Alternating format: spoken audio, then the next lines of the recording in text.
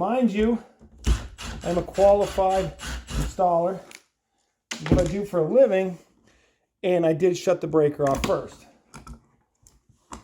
So what I got behind here is what you're going to see is, fortunately, when we installed this many years ago, you're going to see that we have my black set up here, my white set up here, my ground set up. I can tell that I wired this in because I like to call it, kind of looks like fingers with knuckles. You can kind of just pull, you know, the black out and it kind of knuckles out. You've got plenty of slack, but they're also neatly packed in the back of the box. So in this case, all I need to do is I'm going to cut these off here. I'm going to cut this old outlet out. 1, 2, 3. As a rule of thumb, never cut all your wires at once. Even though I know the power's off, if you cut them all at once, what's going to happen, if there is power there, is you're going to blow your cutters up. So I also like straight wires. So you'll see I'm kind of taking the bends out of my wires because for some reason I can't work with bent up wires. And I think these are going to be a little long, so I'm going to cut them down. You can cut the white and the ground at the same time. And then, all right, so what you saw before is, you see how these are curled around there? The wire was curled around there. You can kind of see on the black one too. See that? These here have terminal plates on them.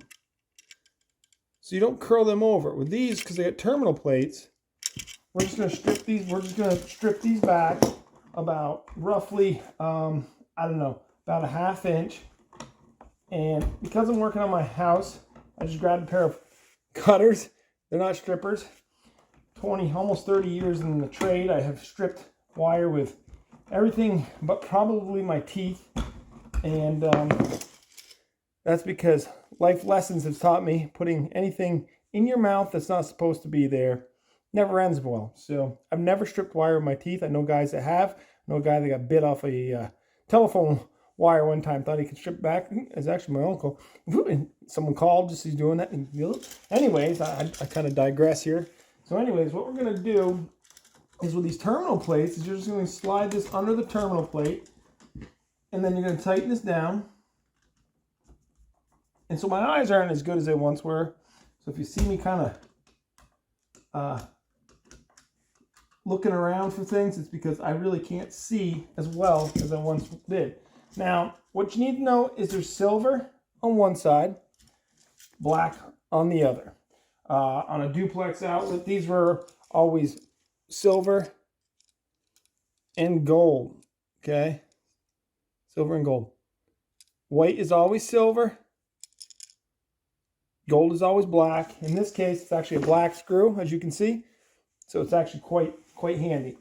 I always do it in this order. Ground, white, black when I'm hooking things up. When I'm disconnecting it, I always disconnect my black first, then my white, then my ground. And there's a reason for that. If you're doing this energized, which we don't do a whole lot of work energized anymore, if you leave your black hooked up to, say, a light fixture, you know, and hooked your white wires, the white wire coming back from the light through the fixture is actually energized. It would bite you. As soon as you unhook the white and it no longer has a ground to go to, a path to ground, it's looking for a path to ground. That white becomes energized.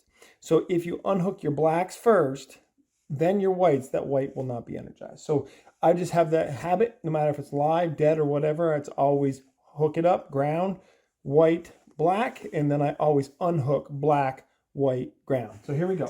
We're just going to slide this white back in here like this. So you see what I stripped it back, and when I'm done, there's no insulation under the terminal plate. See that? It stops dead. No insulation under the terminal plate, and there's no copper sticking out past here, which is really what I'm looking for. And then we're just going to go ahead and tighten this down. As you can see, I got a second flat screwdriver for this. It's not the same screwdriver I use to take the cover plate off. That's more for just device cover plates. This is a little better screwdriver. It's a little more beefy, and I can get a little more torque. So really important when you're doing these things, a good screwdriver. You have to tighten your terminals down very tight. Loose connections are very dangerous. They cause heat. Heat causes fires. So if you're going to do it, at least do it tight. Here we go. We're going to put the black on last. I'm also kind of accustomed to working with live energized stuff, so I don't make it a habit to ever touch the hot wire or the terminal. I'm doing this.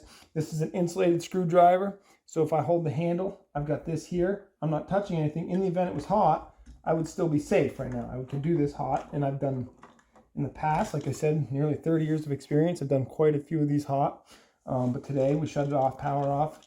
So in the event I got electrified while I was doing this, that might have made a better video, but anyways, it seemed like it might have slowed things down a little bit. And then from there, I'm just going to kind of curl this over. The rest of this house is all ground up. Here's my ground. A lot of stuff we did prior to the early 2000s was always ground down, all the way up through the years. And then all of a sudden, people started doing ground up, and there's a good reason for it. We won't go into it this video, but there is a perfectly good reason, and it does make sense. So my house is done ground up. So we're just going to flip that over. I'm going to cram this back in there. See how everything kind of scissors, accordion's in there. I got my fingers back here. Everything's kind of nice and neat. Nothing's crossed up. No ground on my hot. And it's pretty simple. From there, we're just going to take this and get that going. Generally, I would bring a level with me, and I would level this device when I was done. But I did not bring a level with me today.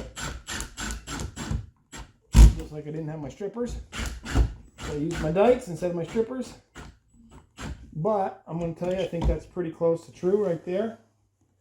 Then we put the cover plate on, and go turn the breaker back on, and that's it. And I won't have to look for a transformer block. Again, they can't steal this. They can take my cords. That's next. All right. Y'all have a good one. Hope you liked what you saw here. Hey, do me a favor. If you like this, please subscribe. Send me a comment. Let me know how you guys are doing things and what you liked about it, what you disagree with it, and so we can maybe learn something. But subscribe. Thanks, guys.